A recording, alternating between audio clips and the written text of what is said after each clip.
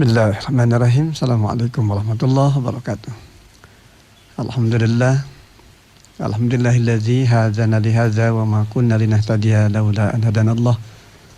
Asyhadu an la ilaha illallah wahdahu la syarikalah wa asyhadu anna Muhammadan abduhu wa rasuluhu la nabiyya ba'dah. Dengan kasih, alhamdulillah kita panjatkan puji dan syukur kita kepada Allah Subhanahu wa taala di kesempatan pagi hari ini, hari Ahad, tanggal 14 Juni 2020 bertepatan dengan tanggal 22 Syawal 1441 Hijriah. Seperti biasa di agenda pagi kita, Embun Pagi, mengawali hari dengan inspirasi dan ilmu. InsyaAllah kita akan senantiasa terus berbagi ilmu, berbagi pencerahan, menghadirkan kehidupan kita yang makin syarat dengan makna ibadah dan karya amal saleh.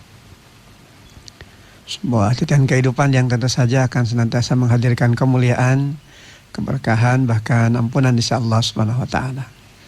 Senantiasa kita sampaikan doa kita untuk saudara kita, karib kerabat kita, terlebih tentu untuk kedua orang tua kita yang saat sekarang ini sedang terbaring sakit. Semoga Allah Subhanahu wa taala memberikan kesehatan, kesembuhan, dan tentu saja senantiasa sakit itu menjadi bagian dari kifarat, penebus di antara segala dosa dan kesalahan. Allahumma rabbana sa'al bil ba'sya isfi anta syafi la syifa illa syifauka syifaan la yughsaqama. Demikian pula untuk saudara kita, sahabat kita yang saat sekarang ini sedang berhadapan dengan begitu banyak masalah, begitu banyak persoalan yang sudah hadapi. Semoga Allah Subhanahu wa taala membuka jalan keluar terbaik dari setiap jalan yang tentu saja akan memberikan kemantapan hati. Betapa di balik setiap kesulitan, di balik setiap permasalahan yang ada, Allah Subhanahu wa taala senantiasa memberikan hikmah. Nilai kebaikan demi kebaikan yang tentunya akan makin memberikan kemuliaan bagi setiap mereka yang senantiasa berhusnudzon, senantiasa berbaik sangka kepada Allah Subhanahu wa taala, bahwa di balik setiap persoalan, di balik setiap masalah yang dihadapi, sejatinya Allah Subhanahu wa taala akan memberikan kebaikan-kebaikan untuk kemudian bisa menghadirkan ketenangan di dalam kehidupan. Dan inilah bagian dari dinamika di dalam kehidupan. Ada saat ketika kita suka, ada saat ketika kita duka. Ada saat ketika kita berhadapan dengan kebahagiaan, namun tentu saja sekali waktu kita berhadapan dengan kesedihan. Demikian juga ini menjadi bagian dari sunnatullah, ketetapan dari Allah Subhanahu wa taala. Dan dunia ini adalah panggung ujian. Mereka-mereka yang teruji tentu saja mereka yang akan mampu tampil di dalam arena panggung sejarah sebagai pelaku sejarah yang akan memainkan peran lebih baik lagi untuk kemudian nanti pada saat kembali menghadap Allah Subhanahu wa taala termasuk orang-orang yang mulia dan dimuliakan. Dengan kasih di kesempatan pagi hari ini insyaallah tema kita terkait dengan tidak boleh iri kecuali di dalam dua perkara. Kalau kita baca di dalam hadis riwayat Bukhari di nomor hadis 71 ya. Rasulullah SAW bersabda, an Abdullah ibni Mas'ud qala Nabi sallallahu alaihi wasallam. Dari Abdullah ibnu Mas'ud dia berkata, Nabi sallallahu alaihi wasallam bersabda, la hasada illa fisnatain. Tidak boleh iri kecuali dalam dua hal. Ya, dua hal inilah yang kemudian diperbolehkan. Dalam hal lain tentu saja iri ini menjadi perkara yang tercela dari akhlak mazmumah, ya kan? Yang buruk yang tidak boleh diikuti, bahkan tidak boleh ada di dalam diri seorang muslim. La hasada illa fisnatain. Tidak boleh iri kecuali dalam dua hal. Yang pertama, warajulun atahullah malan faslata ala halakatihi fil haqq. Seseorang yang Allah berikan harta lalu dia pergunakan harta tersebut di jalan kebenaran. Kemudian yang kedua, warajulun atahullahul hikmah fahuwa yaqdi biha wa yu'allimuha. Dan seseorang yang Allah berikan hikmah, Allah berikan pengetahuan agama, lalu dia mengamalkannya dan mengajarkannya pada orang lain. Dengan rasa ini dua perkara di antara perkara-perkara di mana kita boleh iri karenanya. Selain itu tentu saja menjadi bagian dari perkara yang tercela. Walajulun atahullah malan faslata ala halakatihi fil haqq. Seorang yang Allah berikan harta lalu dia pergunakan harta tersebut di jalan kebenaran. Ada harta yang Allah anugerahkan kepadanya betul-betul optimal untuk dipergunakannya di jalan Allah. Betul-betul harta itu menjadi investasi berharga di kehidupan dunia yang kemudian nanti berbekas bagi kehidupan akhirat yang penuh dengan kemuliaan. Tatkala harta itu tentu saja digunakan di jalan Allah untuk melakukan nilai-nilai kebaikan di dalam kehidupan, berada pada jalan kebenaran.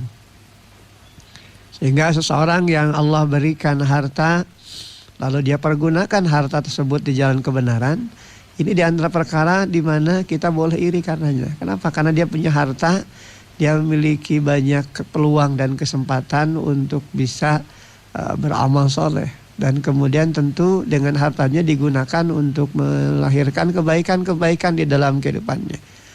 Jadi betapa pentingnya begitu kan keberadaan harta yang kemudian optimal digunakan di jalan Allah Subhanahu wa taala. Kalau ada seorang yang Allah berikan harta lalu dia pergunakan harta tersebut di jalan kebenaran, artinya ada ternyata orang-orang yang mereka tatkala oleh Allah diberikan anugerah berupa harta, namun ternyata sayang harta yang ada dari anugerah Allah itu tidak digunakannya di jalan kebenaran. Malah ada di antara sebagian mereka yang berharta justru hartanya itu dipergunakannya untuk menghalang-halangi seseorang dari jalan kebenaran.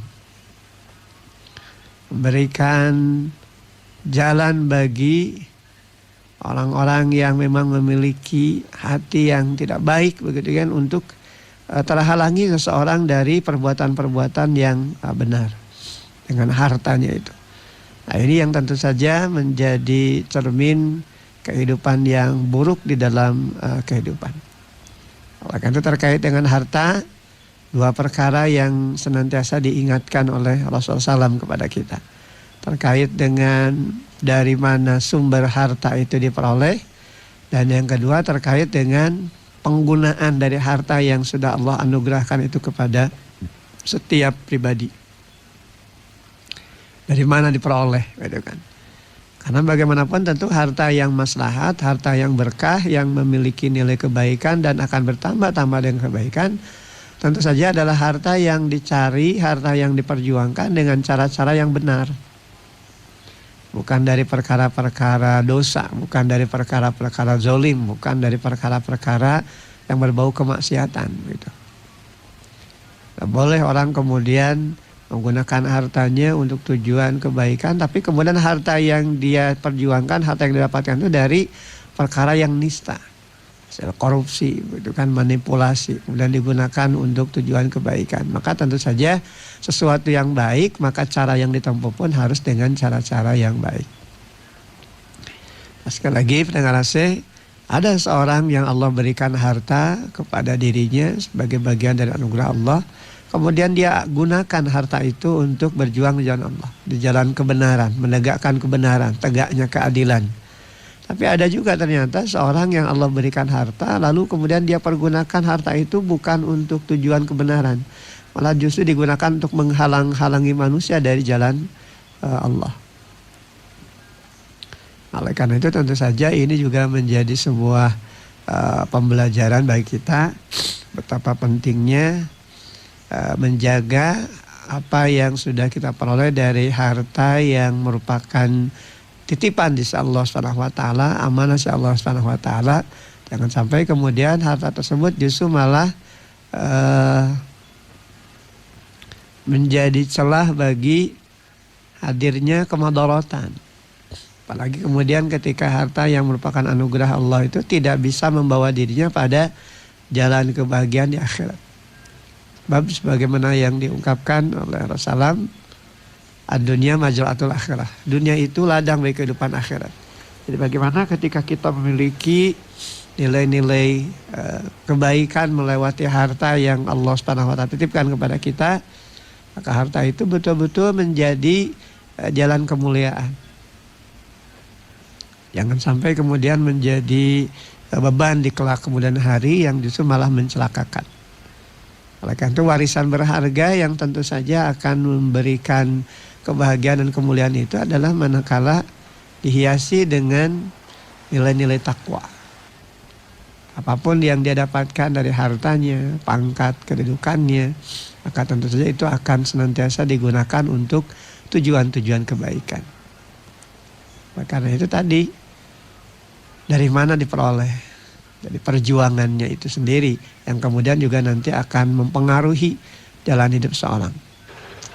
Ketika seorang berupaya dengan sekuat tenaga, sekolah sunama satakar kebak gitu kan, ingin mendapatkan harta dan dengan perjuangan pengorbanannya dia upayakan agar bisa mendapatkan target-target hartanya dan dia dapatkan, namun kemudian apa yang dia cari, apa yang dia perjuangkan itu dari cara-cara yang salah, dari cara yang keliru, dia menumpuk harta, dia mendapatkannya, namun kemudian dari perkara-perkara yang mungkarat begitu ya, maka tentu saja ini akan berdampak buruk di dalam kehidupannya. Nah, oleh karena itu ketika digunakan juga sama gitu kan. Bukan hanya dari mana harta diperoleh, tapi juga terkait dengan untuk apa digunakan. Ketika digunakan pada jalan yang buruk tentu saja akan berdampak buruk, ya kan? Ketika digunakan dalam jalan kebaikan tentu akan jadi kebaikan. Hanya tentu tadi bahwa kaitan dengan apa yang diperjuangkan juga harus dengan cara yang benar, dikeluarkan pun dengan cara yang benar. Jadi betul-betul berimbang, berkesinambungan. Ya, tidak boleh kemudian karena merasa bahwa dia ingin membersihkan hartanya walaupun dari korupsi, kemudian dia gunakan untuk kebaikan dan dia beranggapan bahwa itu bisa menyelamatkannya. Tidak, karena bagaimanapun cara perolehannya juga harus dengan cara-cara yang benar, cara-cara yang tidak bertentangan dengan hukum-hukum Allah dan Rasulnya. Karena itu seseorang yang oleh Allah Subhanahu wa taala berikan harta lalu dia pergunakan harta itu di jalan kebenaran, maka inilah bagian dari sebuah kemuliaan. Dan kita tentu saja diperbolehkan iri untuk hal tersebut. Artinya kita juga punya motivasi, punya semangat tatkala kita punya kesempatan dianugerahi oleh Allah Subhanahu wa taala dengan titipan harta, amanah harta, maka tentu itu akan menjadi sarana bagi kita untuk digunakan di jalan kebenaran, untuk tujuan menegakkan agama Allah, bukan untuk menghalang-halangi manusia dari jalan Allah. Kalau kita baca dalam Al-Quran, kita juga bisa menemukan bagaimana orang-orang yang oleh Allah hakikatnya diberikan harta, tapi kemudian harta itu justru malah digunakannya untuk tujuan-tujuan menghalang-halangi manusia dari jalan Allah. Bagaimana kita bisa melihat sepak terjang Abu Sufyan bin Harb, itu kan. Demikian juga tokoh-tokoh kafir Quraisy di saat ketika Rasulullah SAW berdakwah menyampaikan kebenaran. Ada di antara mereka-mereka yang memiliki potensi harta, namun kemudian harta itu digunakan untuk menghalang-halangi manusia dari jalan Allah, memusuhi Rasulullah SAW dan para sahabat. Sehingga kemudian dengan hartanya digunakan celah untuk bisa menjadi jalan agar dakwah Rasulullah SAW itu bisa terjegal, bisa terhambat karenanya. Dan diiming-iming harta mereka-mereka yang kemudian bisa membantu perjuangan mereka di jalan kemungkaran begitu ya, agar tegaknya dakwah yang dilakukan Rasulullah SAW dan para sahabat itu bisa kandas karenanya. Nah, ini tentu saja menjadi celah bagi mereka-mereka yang tentu saja pada gilirannya hanya akan menjadi kehinaan dan kebinasaan. Kenapa? Karena dengan hartanya justru tidak digunakan untuk mendukung jalan Allah, malah kemudian digunakan untuk menghalang-halangi manusia dari jalan Allah Subhanahu wa taala. Nah, ini terkait dengan harta ya. Oleh karena itu titipan begitu ya, amanah. Bahkan senantiasa digandengkan begitu kan antara harta dengan anak. Karena bagaimanapun tentu saja ini juga menjadi sebuah pembelajaran bahwa Allah SWT menguji manusia dengan hartanya. Apakah dengan hartanya dia mampu menggunakannya untuk tujuan kebenaran, ataukah justru dengan hartanya dia jadi terlupakan dengan urusan membela kebenaran dan berada dalam nilai-nilai kebenaran. Oleh karena itu di ayat ke-28 di surah Al-Anfal Allah Subhanahu wa taala berfirman, wa'lamu annama amwalukum wa auladukum fitnah. Dan ketahuilah bahwa hartamu dan anak-anakmu itu hanyalah sebagai cobaan.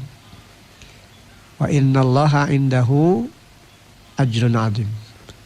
Dan sesungguhnya di sisi Allah ada pahala yang besar. Nah, ayat ini tentu saja memberikan sebuah peringatan kepada setiap pribadi muslim agar mereka mengetahui, bahkan tentu saja pada gilirannya harus betul-betul memahami bahwa dua perkara terkait dengan harta dan anak itu adalah ujian, adalah cobaan.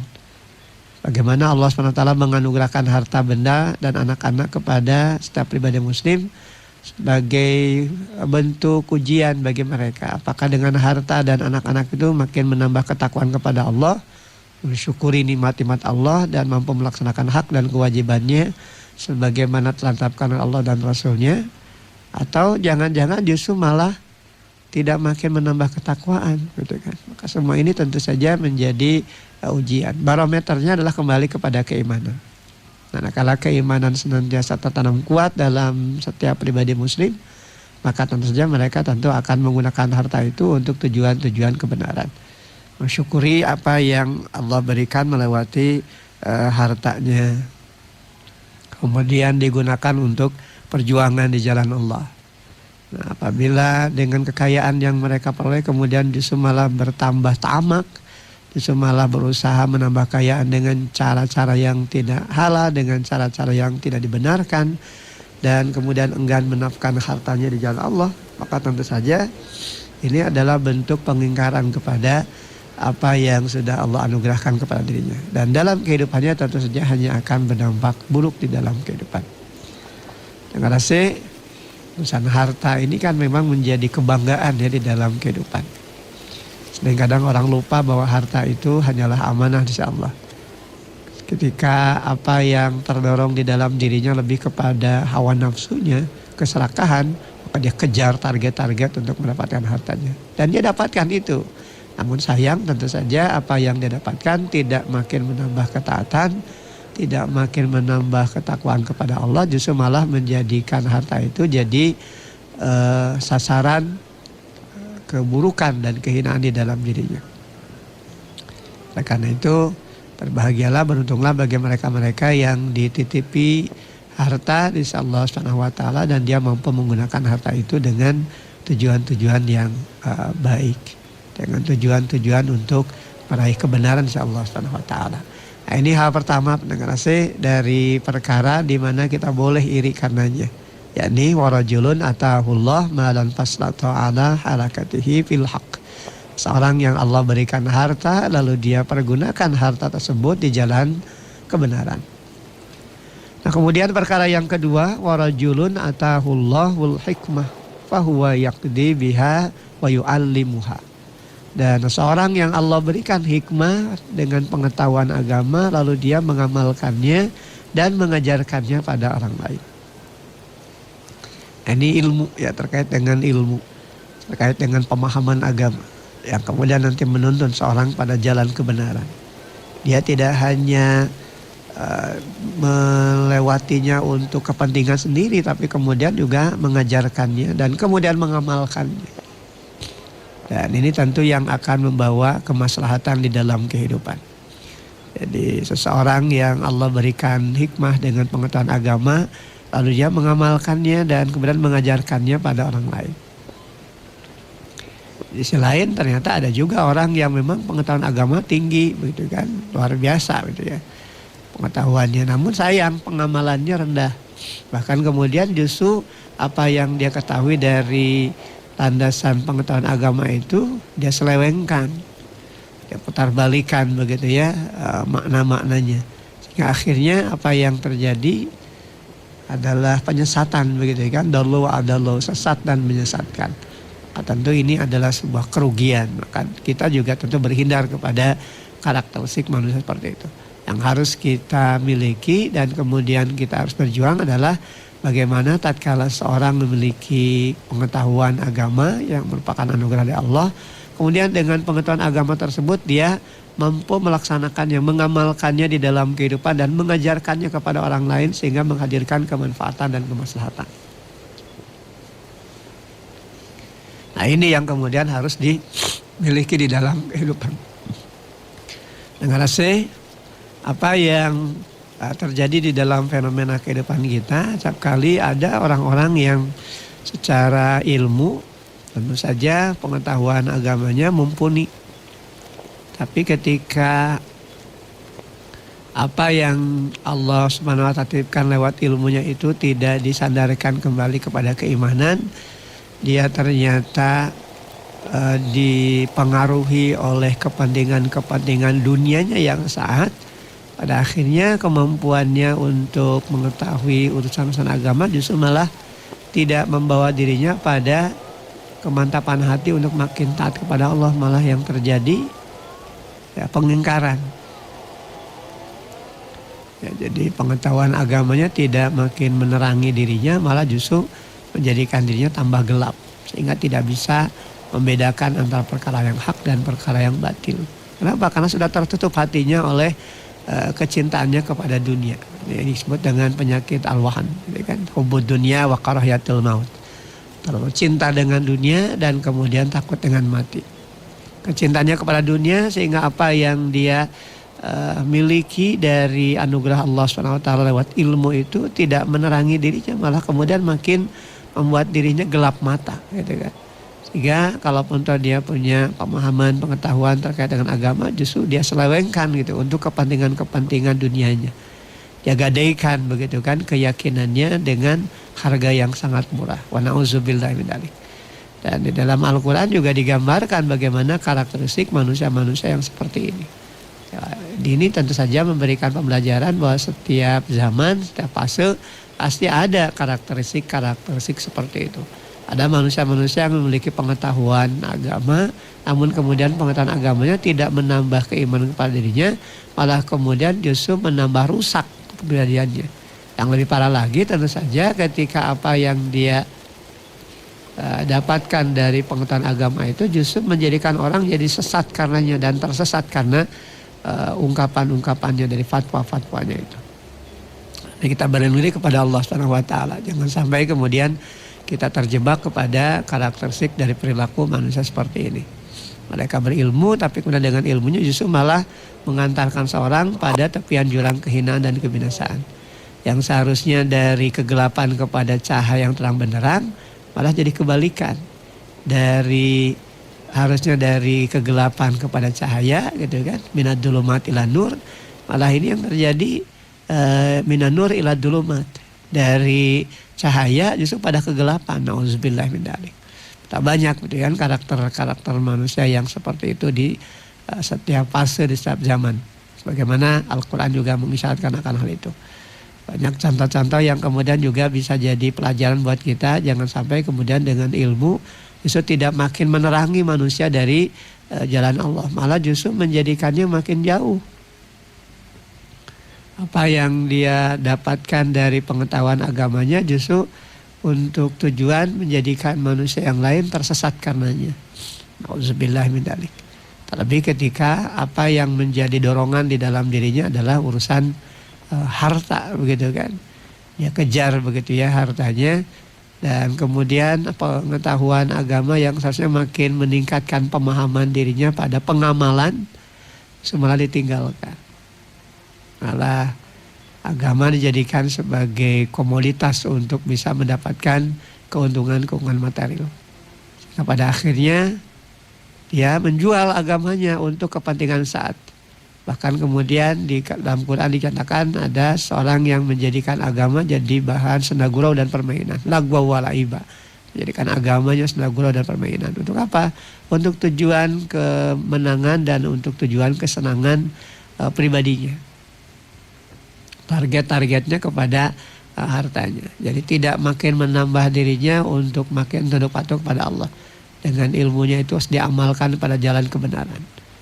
Ketika diajarkan juga tentu mengajarkan kepada manusia lain untuk tujuan kebenaran. Malah yang terjadi sebaliknya. Dia dapatkan pengetahuan agama tapi untuk tujuan bagaimana bisa mendapatkan harta sebanyak-banyaknya, sekalipun kemudian dia mengorbankan prinsip-prinsip akidah di dalam kehidupannya. Jadi nilai-nilai agama, nilai-nilai akidah itu digadaikan untuk kepentingan harta yang sesaat. Dan tentu saja orang seperti ini akan berpengaruh kepada yang lain. Kenapa? Karena tentu saja dia memiliki pengikut yang tatkala pengikutnya mengekor kepada dirinya dengan ilmu yang sesat dan menyesatkan, maka tentu saja para pengikutnya pun akan menjadi tersesatkan karenanya. Wa na'udzubillah min dzalik. Itu pendengar AC, pengetahuan agama tentu saja seharusnya sejatinya menjadi pilar yang mampu mengantarkan manusia menemukan kemuliaan, menemukan kebahagiaan. Dengan ilmunya makin merunduk, makin tawadu, makin rendah hati. Dan kalau di dalam Al-Quran digambarkan mereka-mereka yang tatkala oleh Allah SWT diberikan pengetahuan yang luar biasa, demikian juga Allah limpahkan harta kepadanya karena dilandasi oleh fondasi keimanan, dia makin tunduk patuh pada Allah. Ya, tengoklah bagaimana Nabi Sulaiman alaihissalam, demikian juga Nabi Daud alaihissalam, ya kan? Dua orang Nabi dan Rasul yang oleh Allah SWT diberikan hal yang sangat luar biasa di dalam kehidupannya. Hartanya juga berlimpah, demikian juga pangkat jabatannya, kekuasaannya, dia sebagai seorang raja. Dan kemudian ternyata itu tidak membuat dirinya pongah dan sombong, malah yang terjadi makin tunduk patuh kepada Allah. Nabi Sulaiman dengan kesanggupan kemampuannya berbicara dalam bahasa binatang dengan berbagai bahasa, yang merupakan bagian dari mukjizat di Allah SWT, karunia yang Allah berikan kepadanya. Demikian juga limpahan harta, demikian juga jabatan sebagai raja, tidak menjadikan dirinya durhaka, justru makin taat kepada Allah. Ketika ditanya terkait dengan apa yang sudah diperolehnya dan dari mana didapatkan, dia mengatakan hada min fadli rabbi, ini semua adalah karunia di situ Tuhanku. Jadi dia kembalikan kepada Allah SWT atas anugerah harta yang diberikan kepadanya. Demikian juga anugerah jabatan dengan kekuasaannya. Demikian juga tentu saja dengan ilmunya. Maka sungguh sangat beruntung bagi mereka-mereka yang oleh Allah SWT diberikan titipan amanah dengan harta, kemudian pangkat dan jabatan, bahkan dengan ilmunya. Dan kemudian tiga perkara ini menjadi jalan bagi dirinya untuk terus berjuang di jalan Allah. Maka tentu saja tiga perkara inilah yang akan menyelamatkan dirinya dan menjadikannya menjadi manusia yang mulia karenanya. Oleh karena itu tentu saja terkait dengan kekuasaan, terkait dengan pangkat dan jabatan, sekali lagi Islam mengingatkan ini semua adalah amanah. Ini semua adalah bagian dari titipan. Suatu saat nanti akan diminta kembali. Dan tentu saja tidak hanya sekedar diminta kembali, tapi diminta pertanggungjawaban atas apa yang sudah Allah anugerahkan kepadanya. Terkait dengan ilmu, itu kan digunakan untuk apa ilmu tersebut. Dan tentu saja apa yang nanti disebarluaskan itu apakah nilai kebaikan ataukah keburukan, gitu kan. Maka terhadap orang-orang yang ketika Allah SWT berikan hikmah, pengetahuan agama, lalu dia mengamalkannya dan dia mengajarkannya kepada orang lain, ya, dengan nilai-nilai kebenaran, ya kita boleh iri kepada orang seperti ini. Kenapa? Karena dengan ilmunya dia makin menerangi jalan kehidupan dengan cahaya. Dengan ilmunya makin memberikan kemantapan hati setiap orang untuk makin tunduk patuh pada Allah. Nah, terhadap karakteristik manusia seperti ini yang kemudian memang harus kita ikuti, dan tentu saja kita harus berjuang karenanya untuk bisa menjadi bagian dari orang-orang yang bisa mendapatkan pengetahuan dalam kaitan agama. Ya, demikian juga tentu bagaimana bisa mengamalkan nilai-nilai itu di dalam kehidupannya. Jadi tidak menjadikan pengetahuan agama itu justru malah makin melemahkan dirinya, bahkan makin melemahkan perjuangan, gitu kan. Nauzubillah min dzalik. Itu yang terjadi tentu saja menjadi kehinaan dan kebinasaan. Dan ini yang juga kemudian di dalam perjalanan sejarah kehidupan Rasulullah SAW dan para sahabat juga bisa kita lihat. Ada orang-orang yang kemudian dengan pengetahuan agamanya betul-betul memantapkan langkahnya untuk terus berjuang di jalan Allah Subhanahu wa taala. Sehingga dengan ilmunya menghadirkan kemanfaatan dan kemaslahatan bagi manusia yang lainnya. Sehingga dari ilmunya itu bisa membangun sebuah peradaban. Makanya pada mereka-mereka yang dititipi amanah ilmu dan kemudian dia betul-betul amanah, pasti dunia ini akan selamat. Pasti dunia akan selamat. Tapi sebaliknya bagi mereka-mereka yang oleh Allah dititipi ilmu tapi kemudian tidak dia gunakan untuk berjuang dengan Allah, malah kemudian dia khianat, maka ilmunya pasti akan mencelakakan dirinya, bahkan bisa mencelakakan orang lain gitu kan. Nah, ini tentu saja jauh lebih parah lagi gitu ya. Ya sudah madallu, sesat, kemudian wa'adallu, dan menyesatkan. Sudah mencelakakan dia sendiri, kemudian mencelakakan orang lain. Ya kan? Jadi ini yang tentu saja nanti akan bertambah-tambah keburukan di dalam kehidupannya. Jangan sampai hal itu terjadi di dalam kehidupan manusia. Terutama bagi mereka-mereka yang meyakini akan pertemuan dengan Rabbul Ijati. Karena bagaimanapun pada akhirnya kita akan kembali kepada Allah. Semua hal dari apa yang kita jalani dan kita lewati dalam kehidupan ini akan diminta pertanggungjawaban insya Allah Subhanahu wa taala. Suka atau tidak, senang atau tidak, takut atau tidak, tentu pada akhirnya kita akan berhadapan dengan tanggung jawab insya Allah Subhanahu wa taala. Nah, pendengar kasih, mudah-mudahan dua hal yang kita paparkan di kesempatan pagi hari ini terkait dengan tidak boleh iri kecuali dalam dua perkara, ini betul-betul bisa kita miliki, kita perjuangkan dalam kehidupan kita. Walajulun atahullah malan faslata ala halakatihi fil haq. Seseorang yang Allah berikan harta lalu dia pergunakan harta tersebut di jalan kebenaran. Ini yang kemudian harus kita ikuti dan ini yang kemudian harus kita perjuangkan. Walajulun atahullahul hikmah fahuwa yaqdi biha wa yu'allimuha. Dan seorang yang Allah berikan hikmah, pengetahuan agama, lalu dia mengamalkannya dan mengajarkannya kepada orang lain.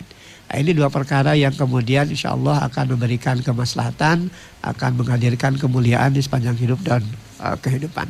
Mari kita terus berusaha berjuang agar harta yang ada dari apa yang Allah titipkan dalam kehidupan kita, sekecil apapun, untuk memperjuangkan kebenaran, untuk menjadi jalan dakwah, dan tentu saja membawa kemaslahatan bagi diri kita maupun bagi orang-orang yang hadir dalam kehidupan kita. Termasuk tentu saja juga dengan ilmu yang kita miliki. Maka ilmu yang hadir dalam kehidupan kita, terlebih tentu dalam kaitan pengetahuan agama, ini bisa menerangi cahaya di dalam kehidupan dan dengannya tentu saja bisa diamalkan di dalam kehidupan dan bisa mengajarkannya kepada yang lain, sehingga makin bertambah orang-orang yang hidup di dalam kebenaran dan senantiasa gandrung dengan nilai-nilai kebenaran. Baik pendengar AC, kita sudah dari penghujung acara kita Mun Pagi. Mudah-mudahan dua perkara dari apa yang dipaparkan di kesempatan pagi hari ini senantiasa menjadi ilmu, senantiasa menjadi pencerahan. Terima kasih atas segala perhatian, mohon maaf atas segala kurangan. Aqulu qouli hadza wa astaghfirullah li wa lakum. Alhamdulillahirabbil alamin. Assalamualaikum warahmatullahi wabarakatuh.